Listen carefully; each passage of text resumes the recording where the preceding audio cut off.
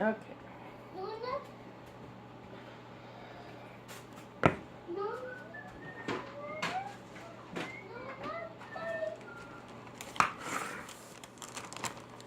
Okay, so we're using the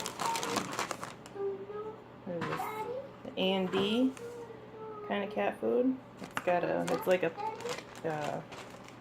pate, they call it, I think, or puree. I don't know what it's called, but it's really smooth. And here's our syringe. It's got 35 cc's on it. And I got the plunger here. Oops.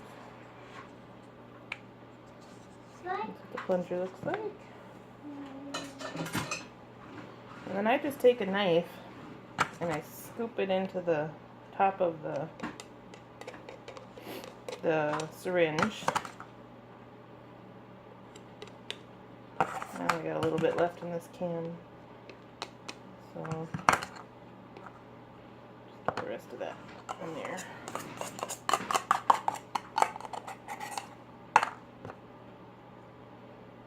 Alright. And mine's usually refrigerated because I think one can lasts about 3 or 4 feedings, so in between feedings I always refrigerate it, and I find that the refrigerated stuff is actually easier because it doesn't move as easily. But now I got a new can which isn't refrigerated, which goes into the syringe easier, but it also comes out of the syringe easier, so it makes more of a mess. So I just take my knife and I stick the end of the, or maybe I can get closer. There we go. I stick the end of it in the can so that as I'm packing it down, if any comes out, it goes right back into the can to save some mess. And I just keep on packing it in through the top. I don't even know if you guys can see what I'm doing here. Let's see. There. I'll take a little bit at a time and stick it in there. And I usually fill it up to almost the top. And then when I put the plunger in, some of it will come down the bottom, but then it compacts it more, so you know that you're actually getting a more solid amount in there versus having a bunch of air bubbles. So I just keep packing it down with my knife.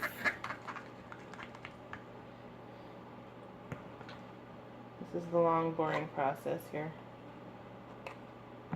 And some people don't like these. When I first got it, I don't remember if it was Robin or Karen or somebody was saying that they didn't like using these big ones because it's too big, but it's the only thing I've ever used because that's what the vet gave me, and I think it's fine. I mean, I have bigger hands, so for me it's kind of easier to wrap, to get to push the plunger in, but for someone who had littler hands, it might be easier to do the 10 cc syringe and just have a couple of them. I usually do 30 cc's for one feeding, so I would have to use 3 of those. So for me, this is just easier and quicker.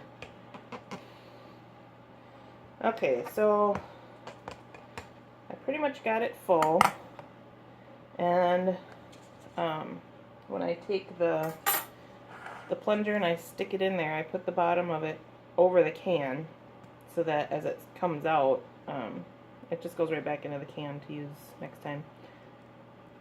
And then I push it down to 35, because this syringe actually goes to 35 cc's, and throughout the process we probably lose 5 to 10 just in the mess that it makes.